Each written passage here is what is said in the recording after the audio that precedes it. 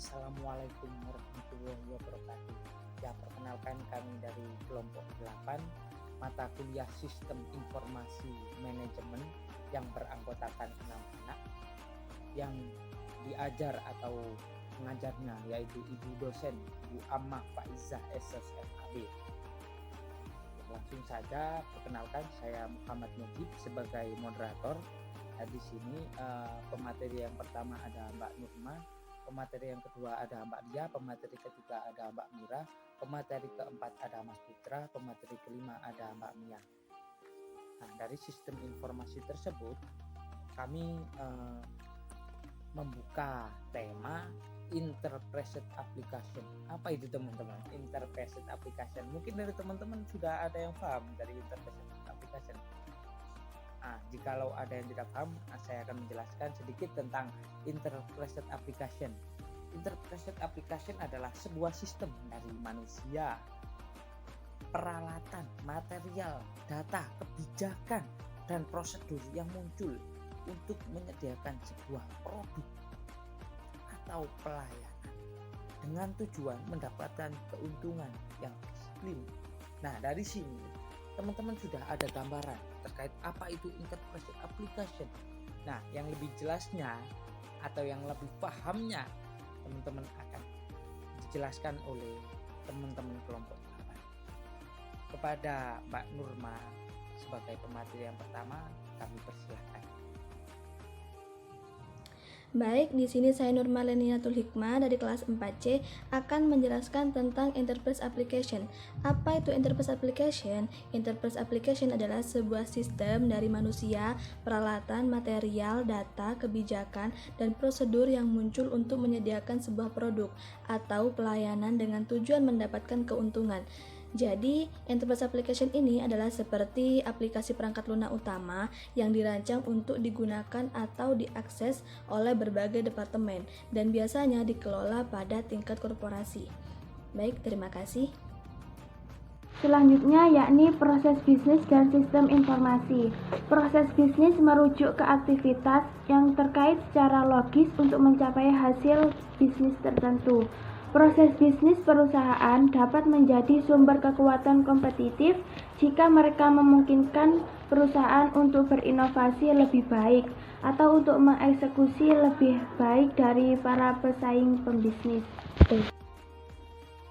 Dan di slide keempat ada beberapa contoh proses bisnis fungsional, yaitu ada 4. Yang pertama ada penjualan, yang kedua ada pemasaran, yang ketiga ada manufaktur dan penelitian, dan yang terakhir ada pengembangan. Oke, terima kasih teman-teman ya. Di sini saya akan menjelaskan di manajemen rantai pasokan. Nah, bahwasanya rantai pasokan itu adalah jaringan organisasi dan proses bisnis untuk pengadaan bahan baku. Bahwasanya sudah jelas di sini rantai pasokan adalah jaringan organisasi dan proses bisnis untuk pengadaan bahan baku. Dan setelah itu diubah menjadi bahan-bahan setengah jadi.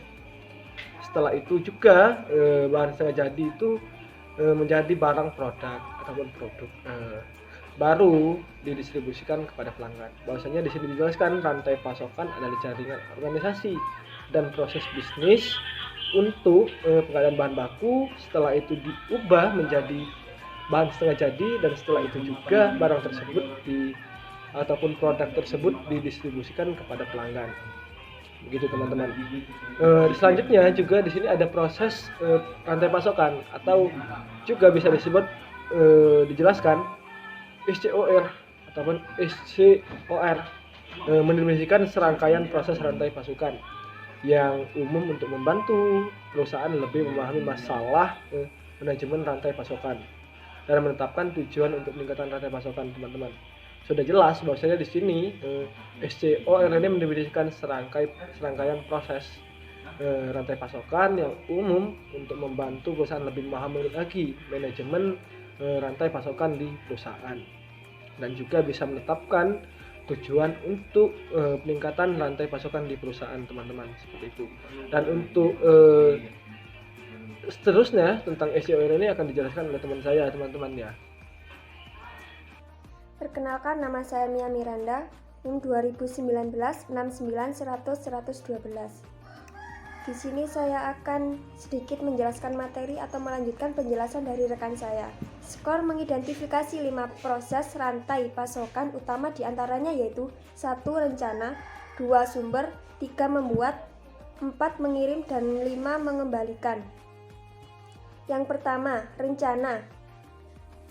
Terdiri dari proses yang menyeimbangkan permintaan dan penawaran agregat untuk mengembangkan tindakan untuk memenuhi persyaratan sumber, produksi, dan pengiriman. Yang kedua, sumber. Terdiri dari proses penggandaan barang dan jasa yang dibutuhkan untuk menciptakan produk atau layanan tertentu. Yang ketiga, pembuatan atau membuat. Terdiri dari proses yang mengubah produk menjadi keadaan jadi untuk memenuhi permintaan yang direncanakan atau aktual. Yang keempat, deliver atau pengiriman. Terdiri dari proses yang menyediakan barang jadi dan jasa untuk memenuhi atau permintaan yang direncanakan, termasuk manajemen pesanan, manajemen transportasi, dan manajemen distribusi. Yang terakhir atau yang kelima, pengembalian. Terdiri dari proses yang terkait dengan pengembalian produk atau penerimaan pengembalian produk, termasuk dukungan pelanggan pasca pengiriman. Sekian dari saya, terima kasih.